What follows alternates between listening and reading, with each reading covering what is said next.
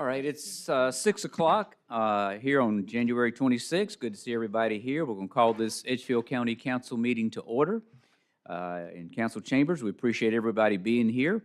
We're going to begin with the invocation, which will be led by Councilwoman Tiffany Ireland, followed by the Pledge of Allegiance. If everyone will please stand. Let us pray. Dear Heavenly Father, I come to you tonight with a heart of thanksgiving. I thank you for the season that we just celebrated, the birth of your son Jesus, dear Lord, and what that meant for us who believe in him and the promise that it gives us, dear Lord, for an eternity with you. Dear Lord, I thank you for the new year, the potential that it holds for each and every one of us. And I just thank you for the new opportunities that will be provided for us in this coming year. I thank you for this country, dear Lord. I know we're not perfect, but we are the best. And we are founded on you, dear Lord, and I pray that that will continue to shine, that we will be a beacon of light for the rest of the world, dear Lord. I thank you for this county.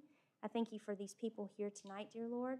I thank you for the opportunity to gather here and to do this business, dear Lord, that we gather here each month and throughout the month as we conduct business for Edgefield County.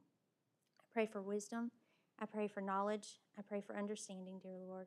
I pray for guidance in the decisions that we make and that we do the best for this county, dear Lord. I thank you for the opportunity that we are given to represent our different districts and that we will be a good representative for them. I thank you for all these things, dear Lord, and it's in Jesus' name we pray. Amen. Amen. Thank you. Please join us in the pledge. I pledge allegiance to the flag of the United States of America and to the republic for which it stands, one nation, under God, indivisible, with liberty and justice for all. Please be seated. Next on the agenda is the approval of the agenda. I have no additions or any changes I recommend. Council, do you have any? Hearing none, is there a motion to approve the agenda as it is presented? So moved. Dr. Kenyon makes the motion. Is there a second? Second. And Ms. Ireland seconds. Any discussion? Hearing none, all those in favor, please signify by raising your hand. All opposed, motion passes unanimously. The next item is the election of the chair and the vice chair. We do this every January at our meeting, so I will turn it over to Andrew Marine, our attorney, to run this portion of the meeting. Yes. Thank you. Good evening. Every year in January, we elect officers for the upcoming year. So we have ballots for the chairman, and I'm going to pass out ballots, and if you can X who you would like for chairman. That's fine.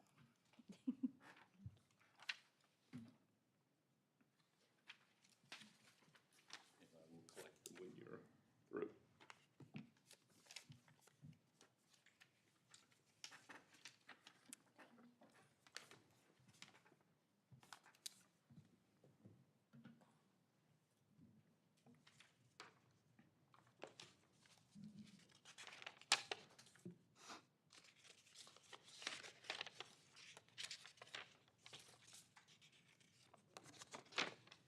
Congratulations, Chairman Campbell. You have been elected for another year as chairman.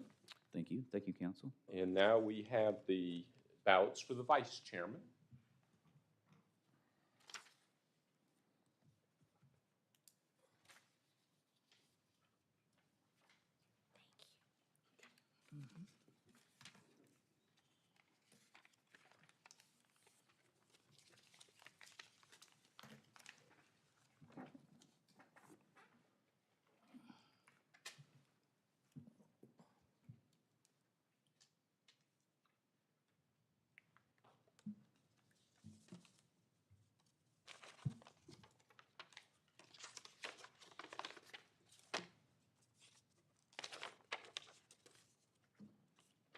Congratulations, Mr. Talbert. You've been reelected as vice chairman for the next year. Thank you. Thank you, Council.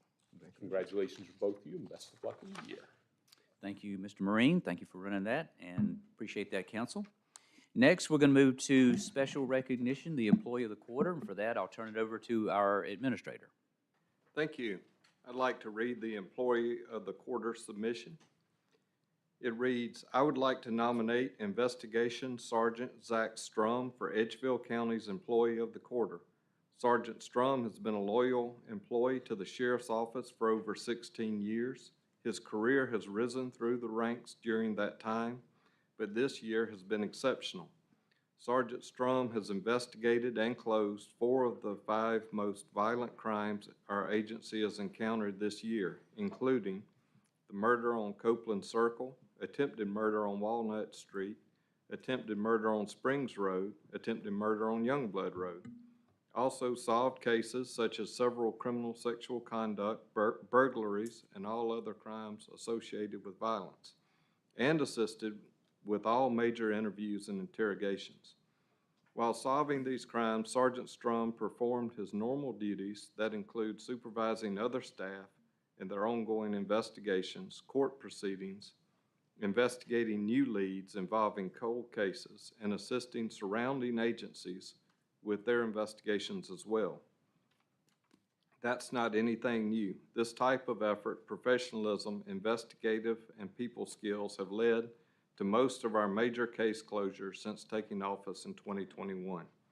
But most of all, the people closest to him that call the sheriff's office home wouldn't compliment him first on his skill set as an investigator, but rather his office humor and ability to connect with those around him. So congratulations, Sergeant Zach Strum, employee of the force.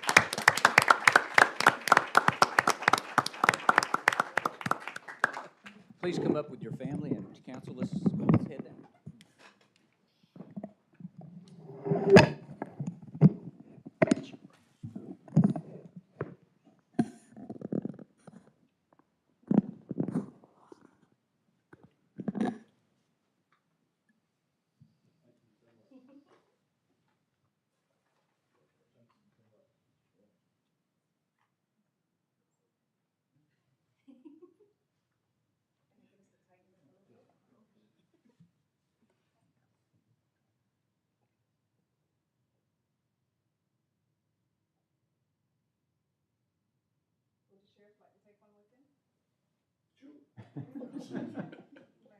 Give me a microphone, I'll tell you about it.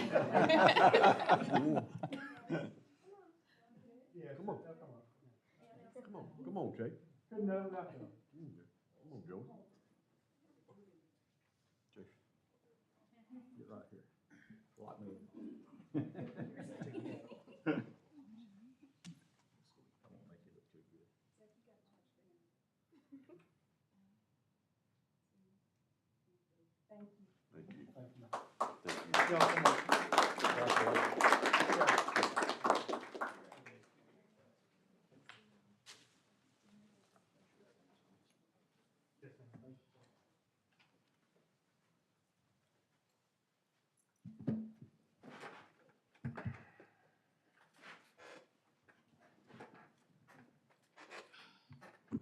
Okay, next, council, is the approval of the minutes from December 2nd, the regular meeting minutes. Any questions or comments on those or changes to those minutes?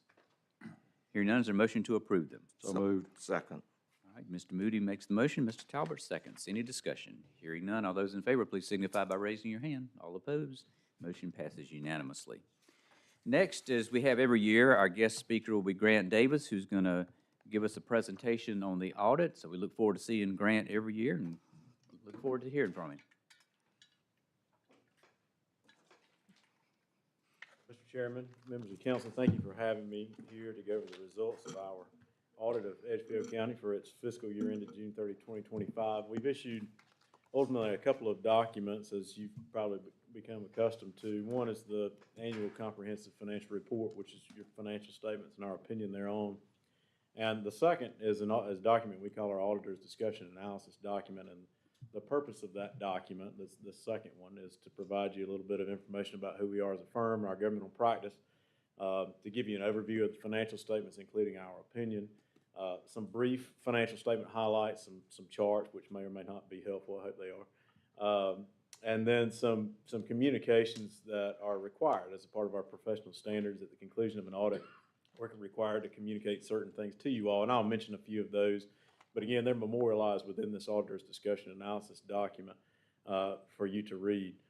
Just a few things within the annual comprehensive financial report that I always like to highlight. First and foremost is I'm going to use its acronym. Its acronym is the ACFR. I'm tired of saying annual comprehensive financial report already. But within that, you'll notice probably that there are certain sections. There's an introductory section, there's a statistical section, and this is all above and beyond financial reporting. This is more information than what's required by state law or any other financial reporting requirement. And so the county and certainly the members of staff who work on this to prepare this, I think should be commended for, again, this above and beyond financial reporting.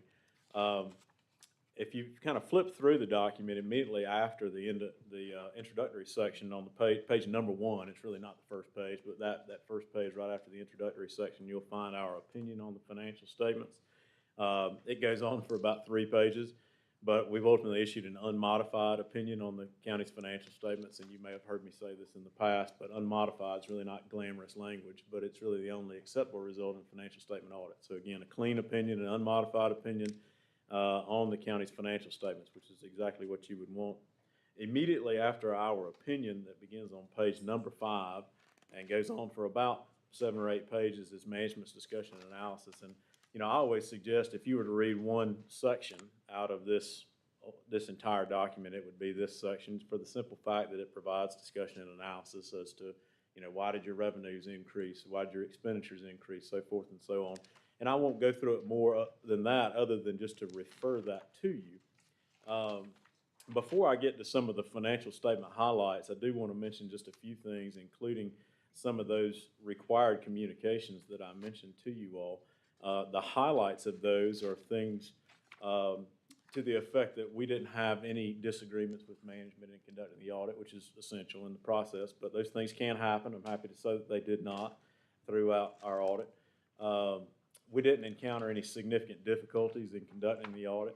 Ultimately, we received representations from management as to the accuracy and the sufficiency of the information, the data that we requested that we ultimately audited. Those things are all typical, and I think most important from our perspective is we're independent of Edgefield County, as is required by our professional standards. Few things to mention within just some financial highlights, and again, these are things that I think are interesting. If I was in your seat, these are the things that I think I would be interested in. And if you want to flip along with me in the financial statements, certainly can. I'm going to move kind of fast just to not take up a lot of your time. But I'll begin on page number 12. This is called the statement of net position, which is just a balance sheet for all funds, all activities of the county as a whole. And I think the interesting things that stand out to me here, again, $79 million in total assets. And of course, the largest portion of that, or the largest portion of the composition of those assets are capital assets. That's things like buildings, equipment, infrastructure, land, and those are reported net of accumulated depreciation. Ultimately a pretty large cash balance as a portion of total assets, $21 million out of 79. Cash and cash equivalents. Payables, about $42 million. A significant portion of those are related to the state retirement plans, the pension liability associated with that. About $17 million of the 41 is tied up in the retirement system. And then there are some bonds outstanding, installment purchase revenue bonds that were relatively recently issued for the law enforcement center. Its construction are also recorded within that figure. But this gives you equity, what we call in the governmental world net position. Again, all funds, all activities, $41.3 million. Which was an increase of about $2 million from 24 to 25, so an increase in net position, again, all funds, all activities. If you go with me to page 14, this is the balance sheet, and this focuses on individual funds, what we call major funds, and the general fund is typically of primary interest in any county government. I'm sure it's the same here, but same concept. General fund had assets of about $12 million versus liabilities of about $1 million, gives you fund balance of roughly $10 million. Some of that is restricted or committed. About $4 million is restricted or committed. Restricted is from an outside party. It's restricted for some purpose there. In this case, future property tax reductions, $2.8 million there. But unassigned fund balance is about $6.5 million. And I just ask you to keep that total fund balance figure in your mind for just a moment. $10.2 million ending fund balance. If we go over to page 16, this is the income statement. Again, focus on individual funds. $21 million in revenues versus $22 million in expenditures in the general fund.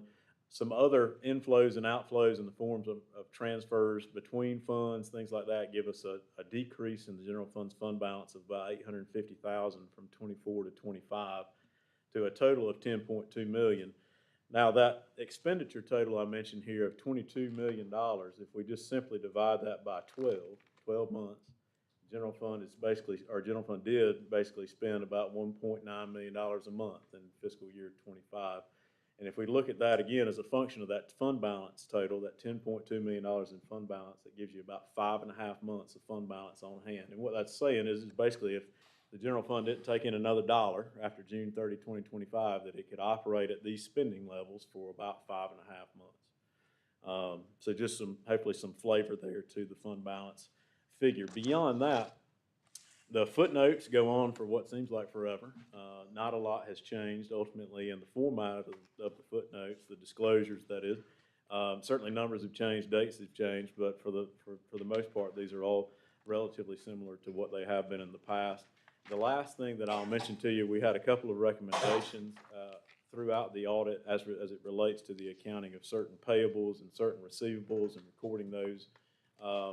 And we've made those recommendations at the end of the document. Now, unique to this year, and I do want to mention this, to my knowledge, Edgefield County has never had to undergo what's called a federal single audit. So, and I'll briefly explain what that is. In a given fiscal year, if you expend more than $750,000 in federal money, whether a lot of times federal money starts at the federal government, goes to the state, and then to Edgefield County. It doesn't really matter who all it passes through to get here, but if it's federally sourced, it triggers this compliance audit.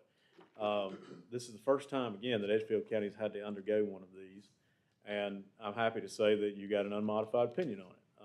The compliance audit, the federal government dictates what are called the compliance requirements on an annual basis. They change some from year to year, but for the simple fact that you all have not had to undergo one, and in the past, and it is a relatively significant process in terms of the internal controls and compliance requirements that we're required to look at.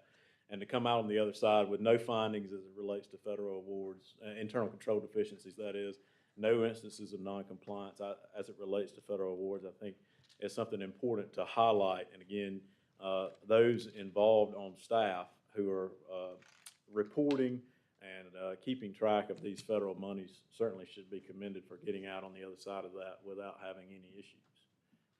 So just want to highlight that. That's unique for this fiscal year under audit. But with that, I'd be happy to try to answer any questions that you have, if you may have any. Certainly happy to go into more detail to any extent that you want me to. Grant, first, thank you for this every year. Two things. One, I do want to make sure that people understand that while council has a role in this, the big part of our finances and to make sure they're all done correctly starts with our finance director and our administrator. So we appreciate Bruce Cooley and David Cadell, but particularly everybody that has to touch the finance side, because it's for any of you who ever dealt with government, it can be very complicated trying to deal with the different funds. So I appreciate everybody, Sheriff, everybody who has a hand in the finance of the county. So thank you all. Grant, you mentioned 5.5 months of reserves. For people who don't understand, is that a good number? Is that a low number? Is that an average number? What does that mean? I think it's a healthy number, to be honest with you, and I think our recent history is a good illustration. You know, I doubt anybody could have anticipated the amount of damage from Hurricane Helene, and while you'll be reimbursed for that at some point, you probably have already begun to be reimbursed for it to some extent. But historically, it takes FEMA a long time to make you whole from that kind of a disaster, and so to have the fund balance to float that, for lack of a better word, until you can get back around to the reimbursement is essential. And of course, you could have a situation where something unrelated to a natural disaster has occurred and you need a cushion to get you through that. June is also a pretty lean time of year. If you think about what your most significant revenue source is within the general fund, it's property taxes. Those property taxes don't come in at the same level every month. You know, you've got a certain time of year, right at the beginning of the year, end of the year, right at the beginning of the year, where you have the vast majority of your property tax receipts. And so at June, you're collecting very little in terms of property taxes. So to be at 5.5 months to June if you think about it, again, in that property tax calendar, that's gonna take you almost all the way back around to property tax time. And I think that, in my mind, that's always been a healthy place to be. If you're at 6 months at June 30th, that takes you around the end of the year, right back to property tax time. Again, super healthy. So I think it's an appropriate place to be. It's not excessive in my mind. I mean, you could sometimes, you get to, 12 months, 15 months, then you have people that probably ask questions about why, why do you have so much money? I don't think you're there at all. And you're not short either. If you were 2 months, 3 months, it's, well, maybe we need to work on trying to get that back up in that 6-month range. But it varies, from county to, as similar as we'd all like to think every county is, they're not. They all have their own initiatives and things that are going on, different projects at different periods of time. So I think that the baseline for me has always been somewhere between 5 and 6 months, again, in light of that property tax calendar. So you're right there, and I think it's, again, a healthy place to be. Any questions or comments from I council? have one. Thank you, first of all, for being so timely this year. And along those same lines, if you have any idea when you'll have the fire department's audits ready? Last one I got was 2023. Yeah, we got off track with that for some period of time. I'm not sure exactly how many years. We were doing them annually for, I don't know, maybe 3 or 4 years, and maybe that led up to COVID or something. I don't exactly recall, but getting some of the information from the volunteer fire departments has been a challenge. Just let David know, and Right, we'll go right. from there.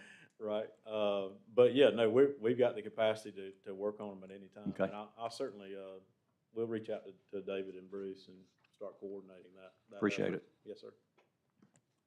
Other questions or comments? Okay. Grant, thank you. Thank y'all. Appreciate that.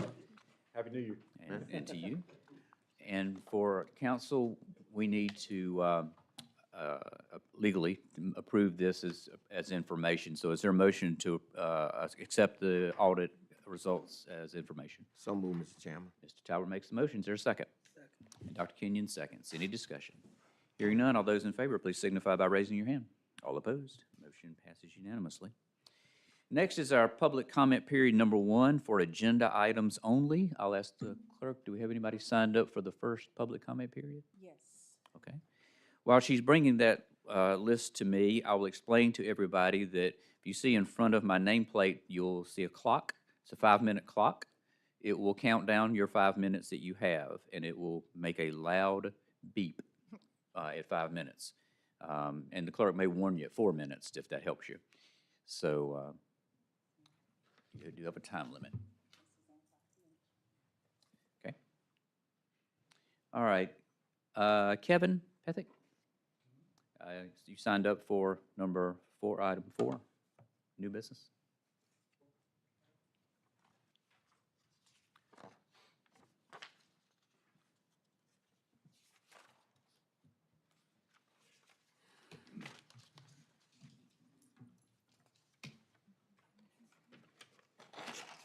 Excuse me, sir. Go ahead. Okay. Yeah, so my name is Kevin Pethick, and I'm here regarding item number 4, which is a rezone of a few parcels that would be from commercial to industrial. And so it's been before the Planning Commission and had received approval, but it would be proposed for an asphalt plant. And I don't know if there were any questions about it, but I'd be glad to address those if there were. No, we may when we get to it on the agenda, but no, we don't. I don't think anybody does at this moment. Okay, all right, very good. Well, we'll take care of it then. Okay, thank you. All right, council, no one else has signed up for the first public comment period, so we will end that, and I guess you'll stop the clock? Okay. So with that, council will close the public comment period and move to reports. Any questions or comments on reports? Hearing none, council, we'll go to public hearings. We have one public hearing tonight. Ordinance 25-26005, an ordinance authorizing the execution and delivery of an amended and restated solid waste service agreement with the Three Rivers Solid Waste Authority to extend the term thereof through 2050, update tonnage commitments, and increase annual tipping fees, authorizing the issuance by the authority of its revenue bonds in an amount not to exceed $30 million to fund the construction of a new phase and other matters related thereto. Is there anyone here tonight to speak in the public hearing on this ordinance?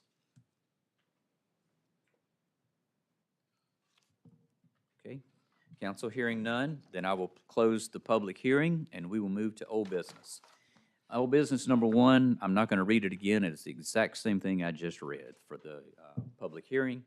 So with that, I'll ask our administrator if there's any new information we need to know about this one. There's only a small bit of new information, and that is there has been some discussion around one line in the ordinance to do with required tonnage rates. We are actively working on that issue now. There's nothing significant to affect the second reading here, So even if there's a change, we can take it up at third reading, That's is what you're correct. saying. So, okay, and there's nothing contentious about it. okay. All right, council, questions or comments? Okay, hearing none, is there a motion to give second reading to ordinance number 2526-005? So moved. Mr. Moody makes the motion. Is there a second? I'll second. And Ms. Ireland seconds. Any discussion? Hearing none, all those in favor, please signify by raising your hand. All opposed, motion passes unanimously.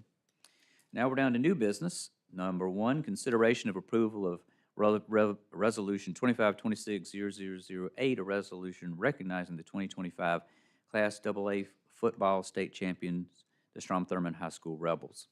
Council, normally we would have people here to receive this, but we need a room 3 times as big to hold the football team, their parents, their friends, their brothers, their sisters, and other relatives. So what we're going to do is tonight, we're not going to read the resolution. It's available if anybody wants to read it. It's online. It's in our books. But what we'll do is we'll approve this tonight, and we will present it to the coach and the team at an upcoming event they're going to have. And then we can be there at their event and present it and read it and all that. And so that's, so that's what I think we ought to do tonight. And like I say, we'll read it then to the team. So is there a motion to give approval to Resolution 2526-0008? So moved. And Dr. Kenyon makes the motion. Is there a second? Second. And Mr. Talbot seconds. Any discussion? Hearing none, all those in favor, please signify by raising your hand. All opposed, motion passes unanimously. Next is consideration of approval to award the contract to Ridge Link Communications to install an internal fiber network between the new recreation building and surrounding county buildings. Ridge Link receives a local bid preference. This project will be paid for with accrued interest from the Plutonium Settlement Fund. Again, I'll ask the administrator if he'd like to walk us through this one, please. Thank you. So we intend to establish a new server room in the old sheriff's office, the new recreation building.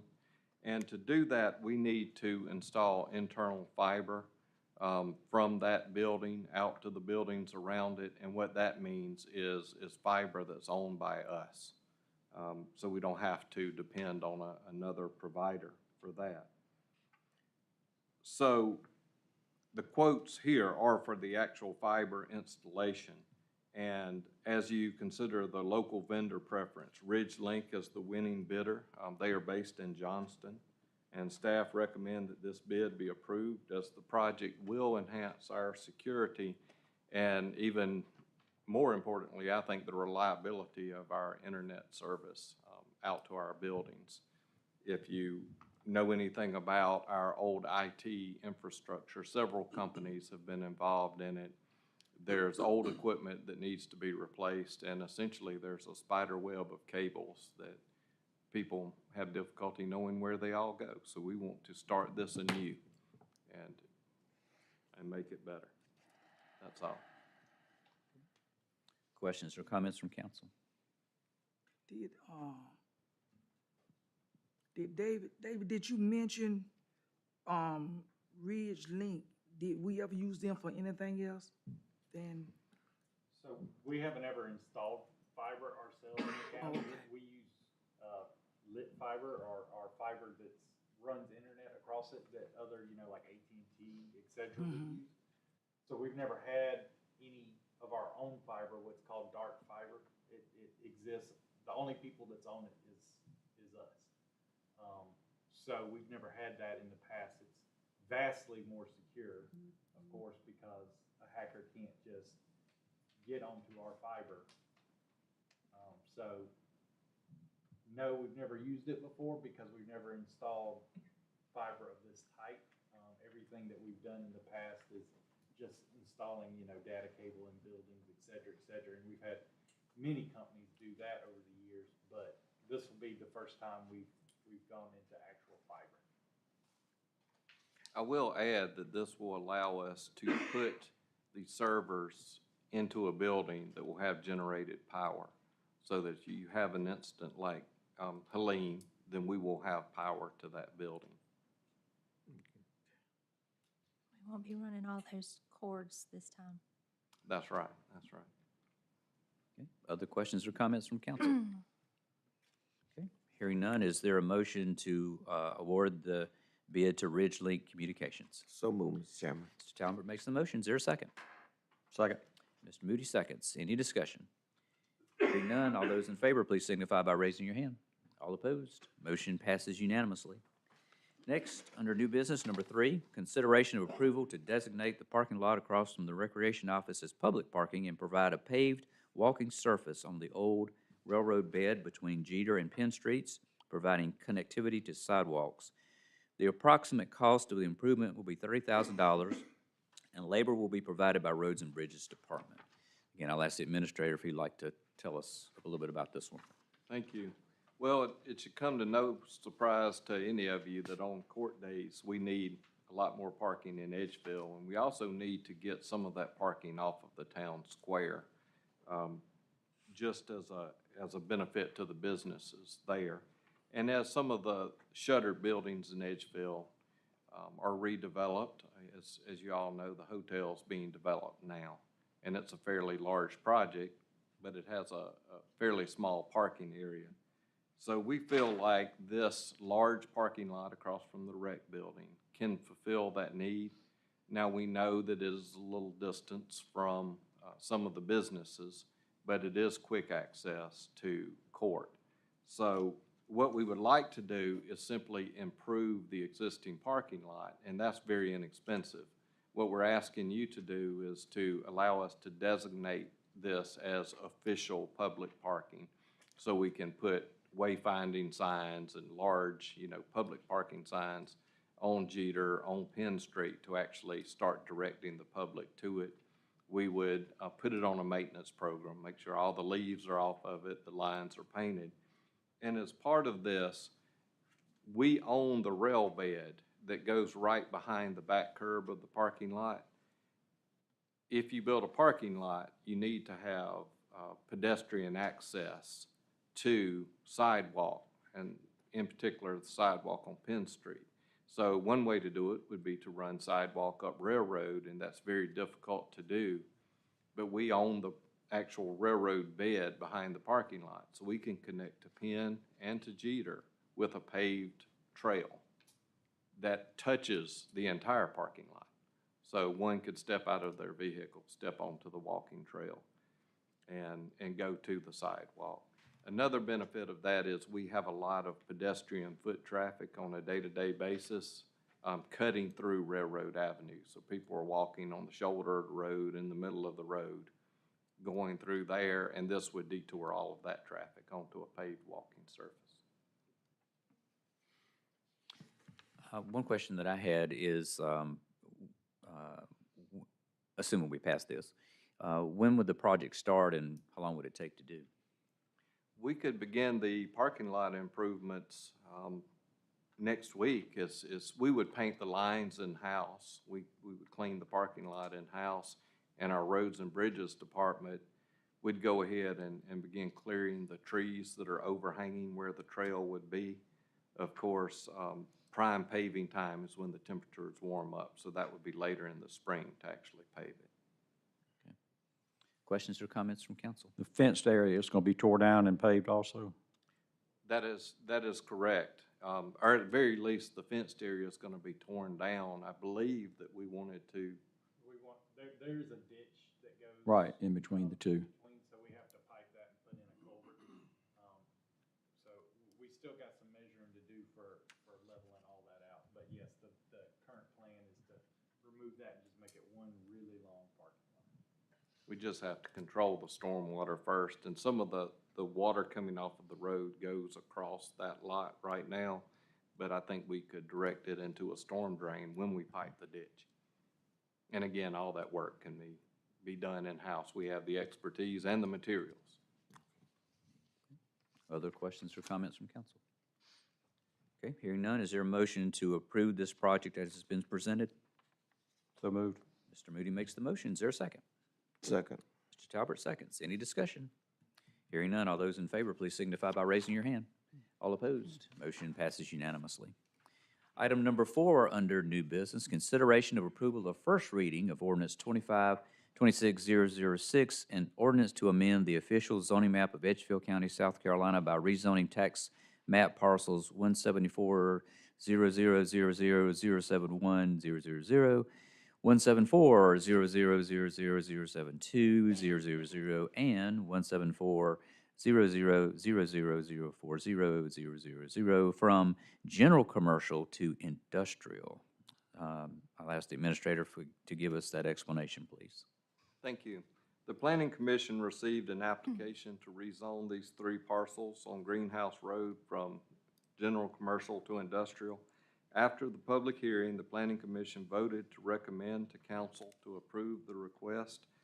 In your packet is the letter from the Planning Commission. If you have any particular questions, I would defer those to the Planning Director, Art Clark. But we see no reason not to approve this. And can you give us the purpose for which we would be rezoning this for? Is there any particular reason? So eventually they want to apply to move the batch plant that's on Highway 191 over to that location. The batch plant would be about 20 acres in size in the middle of this 50-acre parcel. The parcels themselves are in between Greenhouse Road and Highway 25, about where Sarah's Fruit Stand is. Of course, it's that whole triangle of land, so it's a lot more than just directly across from Sarah's, but that'll give you an idea of where it's at. The primary reason, as I understand it, is that there's a high-pressure gas line on the property.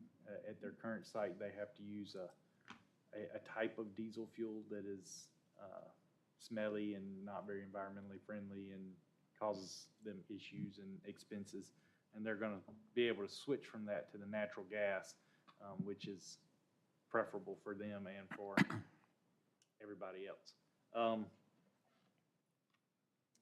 They still have to go completely through the development process. So this is more of just the zoning, so they can't apply for the zoning until this is at second reading. So once the zoning is done, then they can make a development plan, and that's when we'll have a lot more details on the actual development portion, but that's what it's for. All right. Questions or comments? Yes, I have a question. I didn't catch the plant that is on 191. What was the name? Name? I mean, did you say the plant? It's a that is batch moved- plant or the on batch? 191, yes. They make asphalt aggregates and stuff for paving roads. Oh, okay. So I would like to make a couple of comments. I watched and reviewed the PC discussion of this, and I made a few phone calls myself to the landowners, some of the landowners, and primarily Sarah's, because they have invested quite a lot in our county and employ a large amount of our county workers. And just wanted to make sure there were no issues there, and the people I've spoken to have no issues.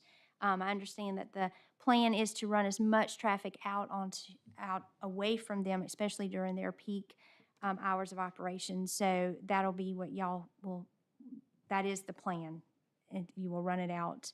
There'll be 3 exits, is that what I understand? Okay. So, yeah, I just wanted to make sure everybody around there was pretty, okay, and it's going to be in the middle, so I understand that shouldn't be a lot of disruption to the neighbors, and that y'all are doing a good job of funneling away from what could be a very high-trafficked area, or what is a high-trafficked area seasonally. So I appreciate that, but I did just want to say I did speak to them myself. And I have spoken with all of the surrounding property owners, and just to give you an example, Ross Williams, he's in charge of Titan Farms. his comment was, I don't plan on attending the meeting tonight, but I wanted it to be clear that we are fine with the Satterfield plant. So they are very much aware of it. They have been in discussions with them from day one. So everybody in the area is aware of what's going on. And I do appreciate that y'all are working to make sure that there are several different, I think that was a very good, wise decision on the front end of things, so we didn't have those type issues come up. I just want to tell y'all I appreciate y'all working to get all that settled. Other questions or comments from council? And also, what came out of the meeting also, and they don't have permission yet, but they're hoping to put a turning lane in front of Sarah's to divert the traffic that's turning into their plant, plus even during the non-operation hours, it gives a chance for people to turn left into Sarah's and people to go around them, because everybody knows there's been some pretty serious wrecks right there over the years. So it's, from listening to them last month at the PC, they're very neighborly friendly. They're going beyond and above what they need to do to make this thing work. And with 50, 60 trucks a day, y'all said, so there's 9,600 vehicles pass that intersection every day as it is, so 50 or 60 more is not going to make a difference. So, Thank you. Other questions or comments? Okay, hearing none. Is there a motion to give first reading of ordinance number 2526006? So moved. Dr. Kenyon makes the motion. Is there a second? Second. And Ms. Ireland seconds. Any discussion? Hearing none. All those in favor, please signify by raising your hand. All opposed? Motion passes unanimously. Next is number 5 under new business, consideration of approval of resolution 25260009, a resolution granting easement to Mary A. Sims for access to her property, Edgefield County TMS 146000044, across Edgefield County owned parcel TMS 14600080035. I'll ask the administrator, we can read in the bold print what it's about, but do you want to add any other information to that? I just want to say, this is simply an issue of a landlocked parcel of property owned by Mrs. Sims behind Governor's Landing subdivision, and the most logical access to resolve this is an easement through a parcel that we own, that the county owns in Governor's Landing. It's the detention pond parcel, and this easement would follow the route of the access to the detention pond. So we believe we should approve this request. Questions or comments from council? Okay, hearing none. Is there a motion to give approval of resolution 2526009? So move, Mr. Chairman. Mr. Talbot makes the motion. Is there a second? Second. Dr. Kenyon seconds. Any discussion? Hearing none. All those in favor, please signify by raising your hand. All opposed? Motion passes unanimously. Next is our second public comment period. This is for all additional comments of things not on the agenda. So I'll ask the clerk, do we have anybody that signed up? I think we did. Yes, sir, we do. I'll remind everybody, you have a maximum of 5 minutes. There's a total of 30 minutes for this session in total. Okay, thank you. All right, first up, Barry Hollenberg.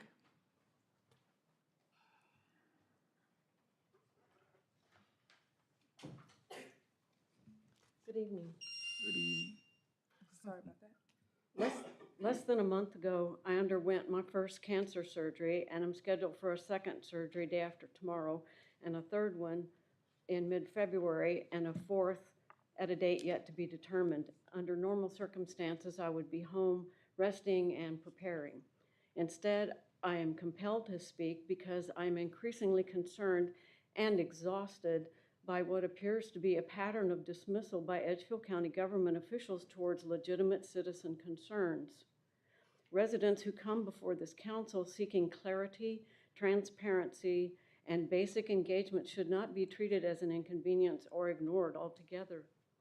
Although, for medical reasons, I was unable to attend in person, during last month's County Council public hearing session, 3 Edgefield County citizens appeared before you and made reasonable, constructive requests.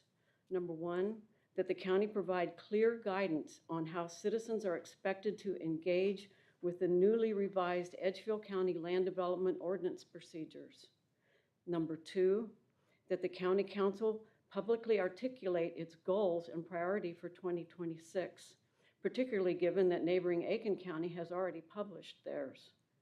And number 3, that Edgefield County establish a notification process similar to the South Carolina Department of Environmental Services systems, wherein citizens who sign up automatically receive information regarding land development applications and related county actions.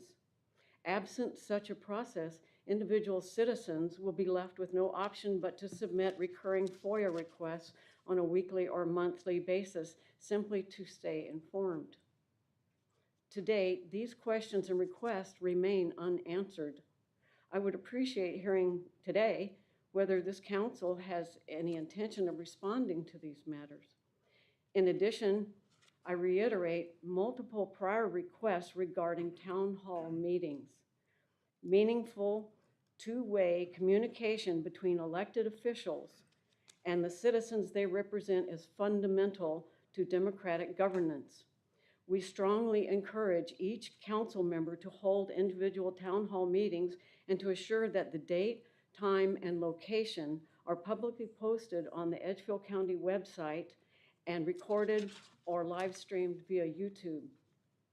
A thorough review of publicly available records shows no evidence of town hall meetings held by council members Dean Campbell or Albert Talbert. In 2024, one joint meeting was held by council members Tiffany Ireland and Jerry Moody, and one meeting was held by council member Dr. Kenyon. There is no public record of any town hall meeting held by any council members in 2025. This level of engagement is not adequate. The council cannot reasonably claim to understand the needs, priorities, or concerns of its citizens if it does not proactively ask for input or listen when citizens take the time to speak during council meetings. I respectfully request that Edgefield County residents suggest they deserve better communication, greater transparency, and a government that actively engages with the people it serves. Thank you. Thank you. Next is, I'm sorry, I can't read your first name. Is it Culp? Last name Culp? Jason. Okay, yeah, Jason. Good evening. Good evening, Edgefield County Council. First of all, congratulations on your re-elections. Looking forward to working with y'all in 2026. It's been a pleasure to be here at most of the meetings for the last 6 months. It's been fun. First of all, thank you for the opportunity to present ideas and concerns of Edgefield citizens that are invested and reside in Edgefield County. I'm just here as a voice of thankfulness and a voice of suggestion and assistance. Despite our previous confrontations, we can all agree that Edgefield is on a path of growth in technology, convenience, and a better life for our citizens. With this growth, though, comes critical decisions that have to be made by you all, our representatives. Also, during this last 6 months, we can agree that some ordinances lacked adequate development for new challenges and projects for our county that have never been presented before or haven't been an issue to date. And those items were thankfully addressed and worked on by you all and with the help of the community. Tonight, I'm just bringing another item up as a suggestion. One thing that the citizens in our neighborhoods and others that have discussed is one item I respectfully request to be addressed in the future is the existence of our data centers. We know we have 2 new ones coming in the area. So for future growth, data centers are industrial scale facilities with documented impacts to water resources, wildlife habitat, infrastructure, and nearby communities. Without clear enforceable county-wide standards, these facilities can be approved in locations that are incompatible with rural land use, environmentally sensitive watersheds, and established neighborhoods. We respectfully request that Edgefield County adopt county-wide data center ordinances that provide proactive protections for groundwater, surface waters, including aquifers, streams, wetlands, and downstream watersheds, wildlife and habitat corridors, particularly in forested and rural areas, residential communities and towns, including noise, heat, traffic, and visual impacts, public infrastructure, including roads, emergency services, and water supplies. At a minimum, such ordinances should require water use limitations and transparency, including disclosure of cooling methods, total withdrawals, consumptive losses and discharge impacts, independent hydrology and watershed impact studies prior to approval, restrictions on sitting within environmentally sensitive areas, floodplains, and recharge zones, noise, heat, and lighting standards protective of nearby residents and wildlife, ongoing monitoring, reporting, and enforceable compliance mechanisms, meaningful public notice and participation before approvals are granted. Data centers may generate economic activity, but economic development must not come at the expense of clean water, ecological integrity, or the health and safety of Edgefield County residences. Strong ordinances do not stop responsible development. They just ensure it occurs in the right place, under the right conditions, with long-term accountability. We want to make sure that these are put in place before future applications. In 2026, we urge County Council to act now to establish clear, science-based standards that protect Edgefield County's towns, neighborhoods, wildlife, and watersheds for today and for future generations. We respectfully ask that Edgefield County consider a moratorium against any data center land development applications for the next 6 months until ordinances can be developed, approved, and implemented for these facilities. Thank you. Thank you. Next is Will Bratton.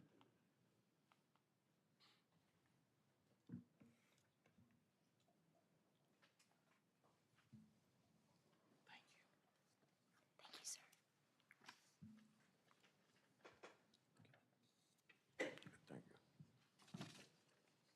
Thanks, sir. Chairman, council members, Sorry. protecting Edgefield County's rural environment is essential to maintaining public trust. Two critical ordinances, the tree preservation ordinance and the mass grading ordinance, were identified by the county staff and the planning commission as necessary to protect our streams, natural drainage systems, and rural character. Yet after 16 months, both ordinances have stalled without explanation. Following is a summary of the documented timeline. Mass grading ordinance, 16 months with no progress. August 8 of 24, mass grading was identified as a major threat to drainage, streams, tree preservation. Staff states mass grading and tree ordinances will be developed. September 12th of 24, commissioners again asked about the mass grading. Staff supported tiered grading and required tree surveys. February 13 of 25, mass grading was discussed publicly as part of the tightening development rules. March 13th of 25, staff reports the ordinance is still being drafted. June 12th of 25, staff says tree preservation should be passed first before deciding if any separate mass grading ordinance is needed, and no progress after that. In regards to the tree preservation ordinance, which apparently the mass grading ordinance is waiting on, full draft completed then dropped. So as of August 8th of 24, first introduction of the tree preservation ordinance. September 12th of 24, review of preferred tree and plant list. May 5th of 25, staff states they are finalizing tree preservation guidance. June 12th of 25, all full tree ordinance draft completed, including applicability, countywide preservation, replacement requirements, buffers, and exemptions. August 7th of 25, county posts a proposed tree ordinance for public review on its website. Then September 11th of 25, the ordinance was dropped due to a lack of remaining time on the agenda. After this, no progress was further reported after that. Requests from citizens, given that both ordinances were identified by county staff as essential. Draft work is already completed for the tree ordinances, and 16 months has passed with no progress recently in getting those ordinances passed.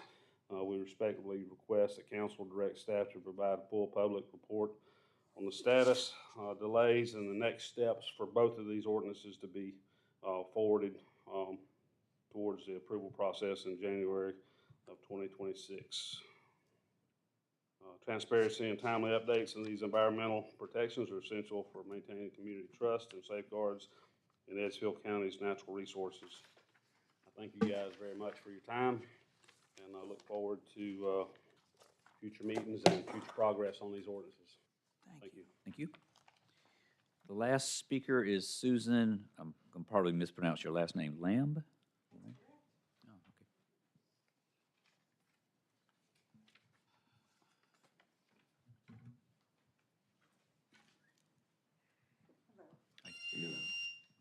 okay. So, my name is Susan Lamb, and I'm very new to Edgefield County. So, the first thing I want to say is that I love it here. I marvel daily at my great good fortune to be here. And at the risk of stating the obvious, I understand that great good fortune rests on the health and well-being of the community. And it's into that context that I've become aware of data centers. And so I'm really, the more I learn about them, the more cause I have for the concern about the health and well-being of this lovely spot. So I really just want to second this gentleman's motion to do a pause or a moratorium until such a time that while you do the research and get in some protections for the lovely community you have here. So yeah, that's it. Just, I second that. And what I find is people don't know about these data centers. My neighbors don't know about them, but once they discover about them, they are concerned. So I'm going to start trying to get the word out so people begin to understand also and they can participate in, so thank you for the opportunity to speak and thank you for the work that you're doing for this lovely community. All right, thank you. Thank you. And Council, I'm sorry, I misspoke. Louise Settles did sign up. If I look at the second sheet. I talk real fast anyway, so I'm gonna make this quick. I'm just sorry that I lost most of my audience because I needed them to be here for this. But you can spread the word for me, okay, Dean? Okay, again, my name is Louise Kemp Sells, and I represent Gleams. And by the way, I was voted Volunteer of the Year, not just for Edgefield County, but all of South Carolina. And all of my competition agreed that I should have been the winner. So I'm here tonight to tell everyone that we're going to be celebrating our 60th anniversary for Gleams.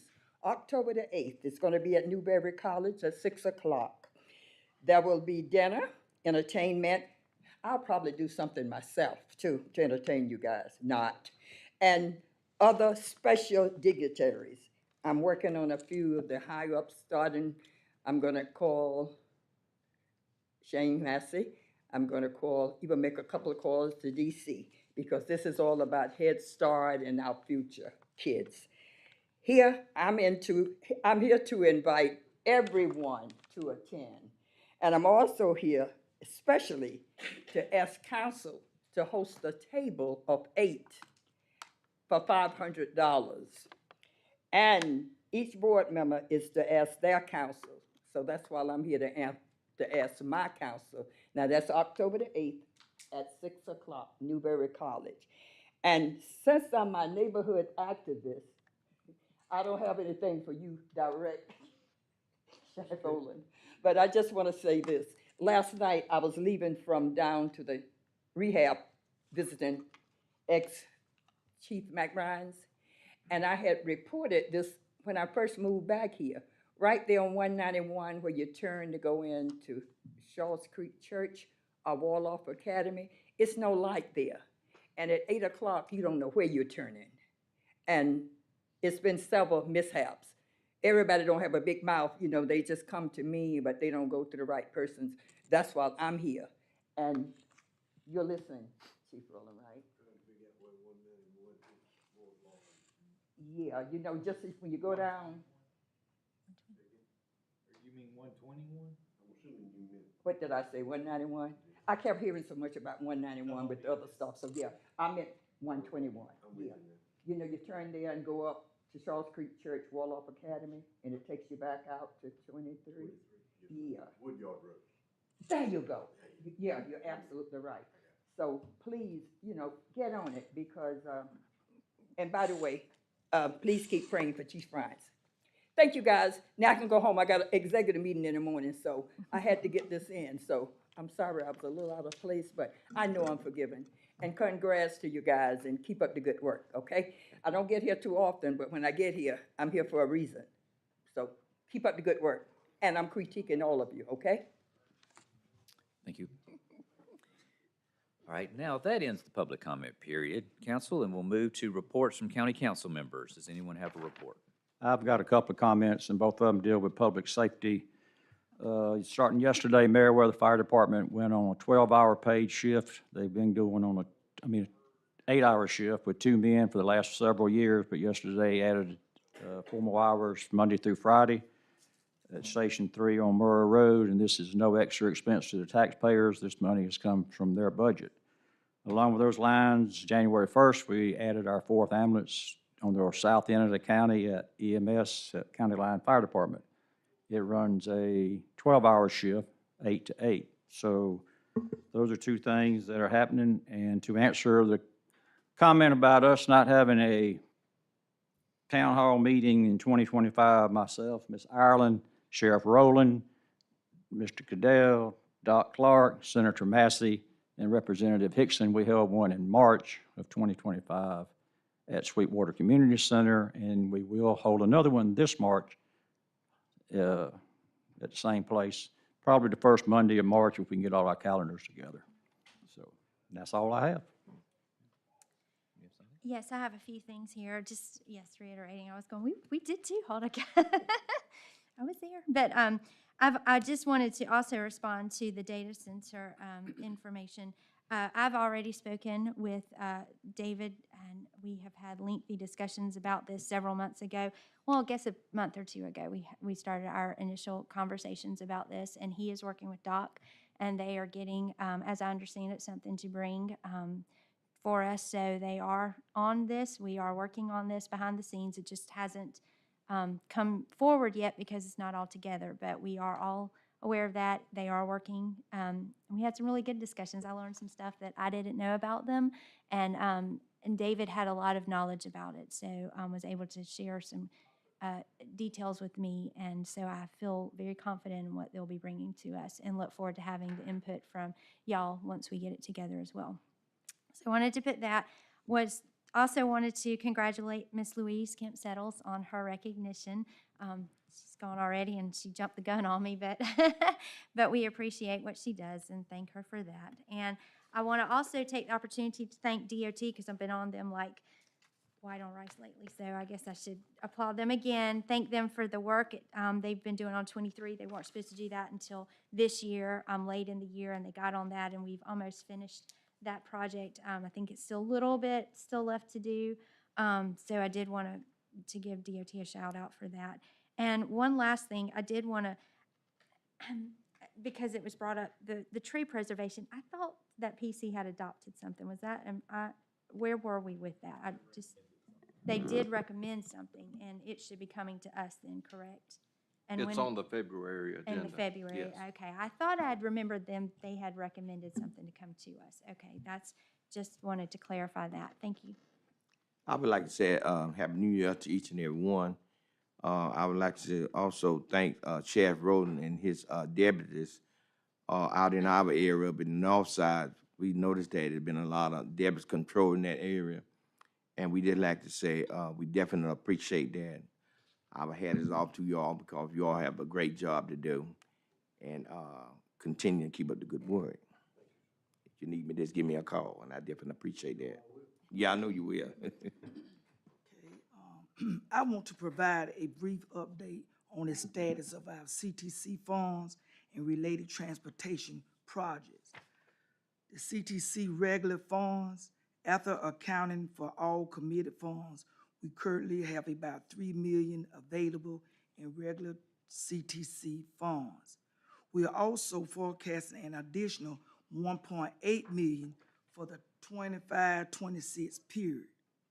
State project previously funded by CTC, we have supported the following projects: SCDOT direct labor repairing state-owned dirt roads, Parker Road, Star Road, W.A. Real Drive, Sawyer Avenue, Fox Creek Elementary, Turning Lane.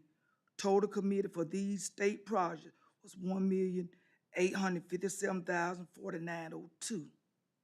County projects currently in progress, we have the following initiative underway: Hunter Run Bridge and Lawn Cane Bridge replacement, Trestle Street Covered replacement, 2024 County Road Project, including Sunset Circle, Country Lane.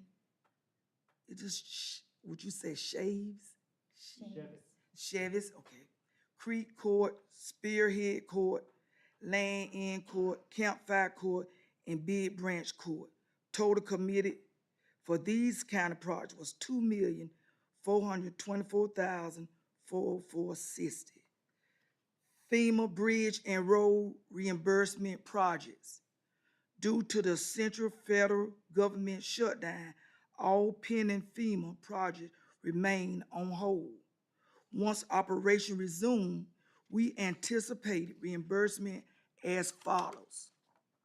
Pending or under review projects: Hunter Run Bridge, Lawn Cane Bridge, Odell Adam Bridge, Grandpa Bridge, roads and covered repairs, emergency project measures.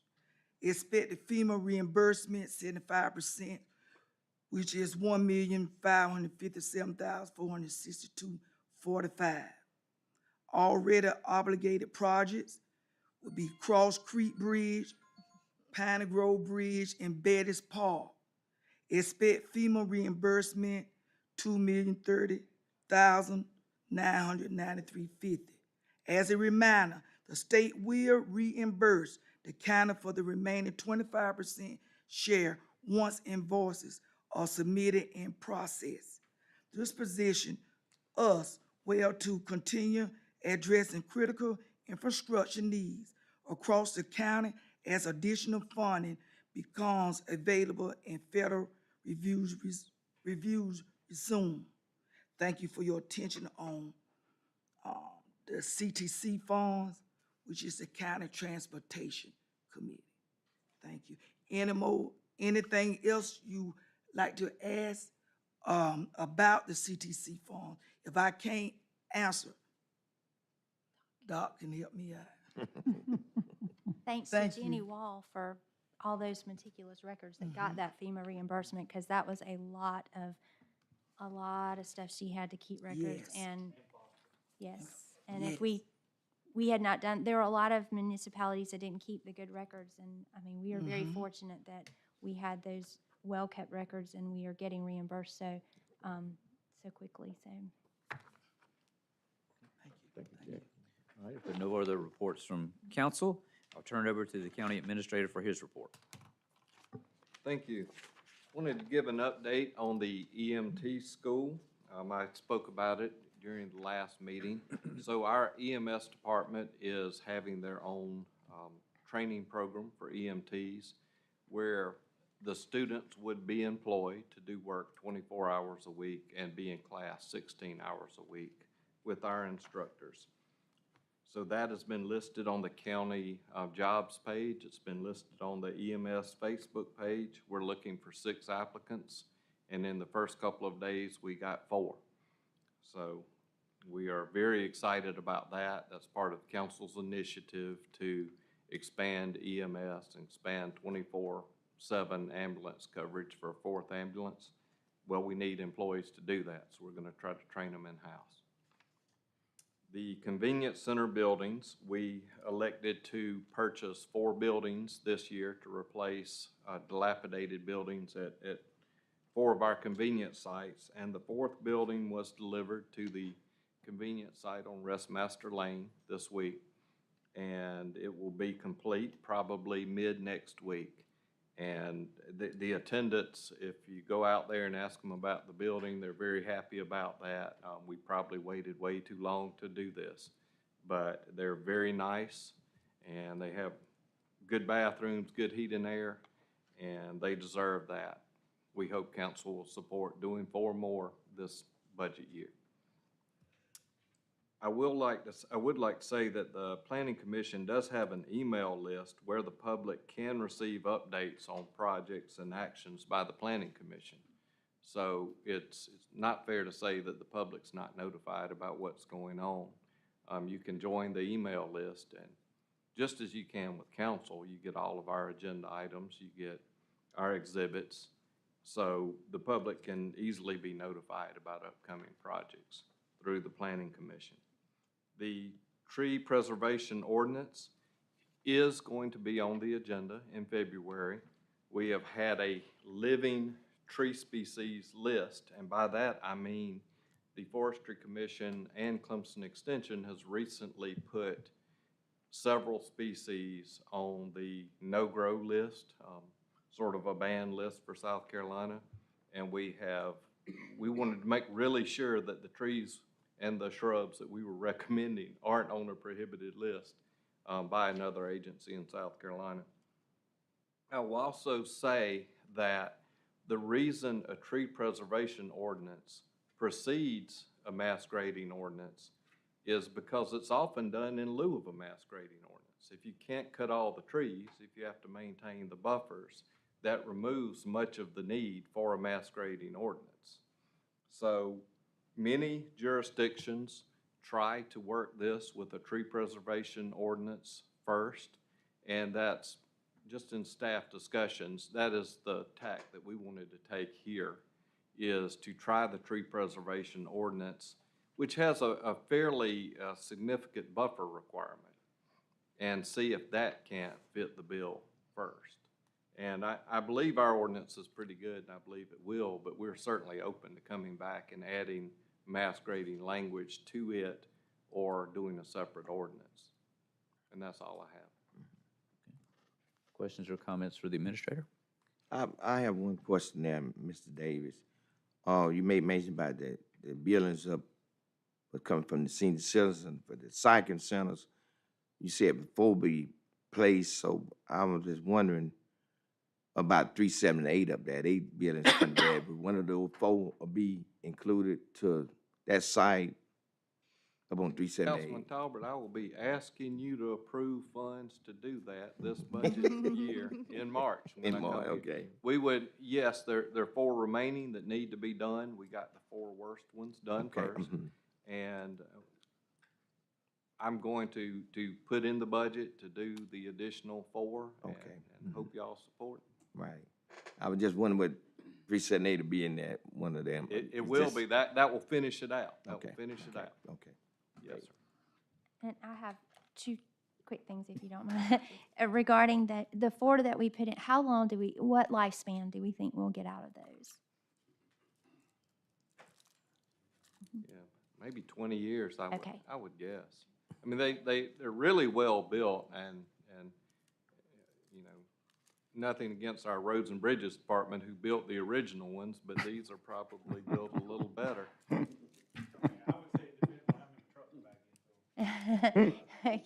I just didn't know, if we're looking at, 8 years, 10 years, just kind of wanted a little bit of time frame there, what we might be looking for. I think 15 to 25 years is probably reasonable. They are extremely well-built handy houses, essentially. Okay. And the second thing is going back again to the data center thing, and this was something I forgot to mention it a while ago. I heard a couple of times the moratorium. While I'm not opposed to discussing a moratorium, if that's the decision we want to explore something to that effect, I just want to remind moratoriums are tricky. They're just not something you can say, I know, because I've already done a moratorium on major subdivisions right after I got on council. So they are not easy. You have to jump through a lot of hoops to be able to propose one so that it will legally stand. So while it's a nice idea, it would have to be something that we would have to explore the legalities of. So and I'm sure I have other people would tell you they support the idea, sometimes it's not as practical or it's not as easy to be done. Just wanted to throw that out. You hear people ask for moratoriums all the time. Having gone through one as I presented, and we did eventually do it. It's not easy. I had to make sure all checks and balances were done so that it would legally hold. So, Well, as part of that discussion, I will say that I talked to Will Williams, our economic development person, and he says Edgefield County does not have sufficient electrical capacity for a data center anyway. So one's not going to fall out of the sky and be there tomorrow, even if we had no ordinance in place at all. So from his viewpoint, we're not gonna see one. We need to have an ordinance, and we should, and get ready, because one day we will be there. Today, we're not there from electric capacity point of view. Just wanted y'all to know we are on this and that we're not sticking our head in the ground on this. This is something we've been aware of. Anybody else for the administrator? Right now. Okay, thank you. Then we'll move to my report. I also want to say Happy New Year to everyone, and like everyone here, I'm looking forward to a great, productive year on County Council. I do want to take a moment to say thank you to council for trusting me as your chairman for another year. I'm deeply appreciative and will work hard on your behalf to find ways we could move our county forward, and I encourage you to let me know the items you want addressed this year as well. With the good audit report now complete, we know we're on solid financial footing once again as we plan for the future. And speaking of the future, I want to mention that on January 26th, we're having our annual intergovernmental meeting that the county council hosts. It's at 5:30 p.m. at the Law Enforcement Center, just like last year. And it's the time we hear from elected and appointed officials on the various projects going on around Edgefield County. Council, we have an executive session on the agenda to do performance reviews and to get an update on pending litigation. So can I have a motion to go into executive session for these reasons? So moved. Mr. Talbert makes the motion. Is there a second? Second. Ms. Ireland seconds. Any discussion? Hearing none, all those in favor, please signify by raising your hand. All opposed, motion passes unanimously. We'll be tied up for a while. Y'all welcome to stay, but there are no votes after.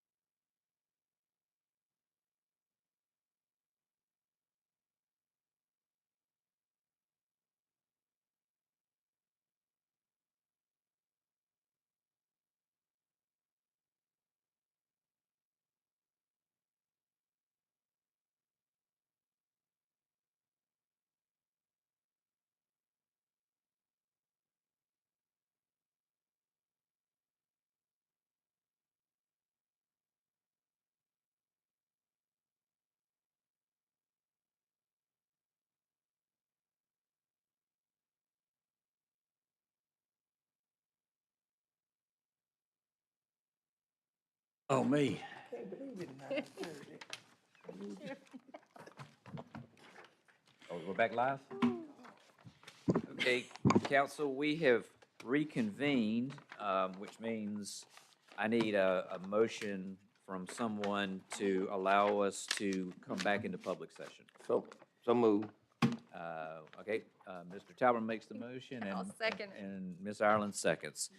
Any discussion? No. Hearing none, all those in favor, please signify by raising your hand. All opposed, motion passes unanimously. We are now in open session. In executive session, no action was taken.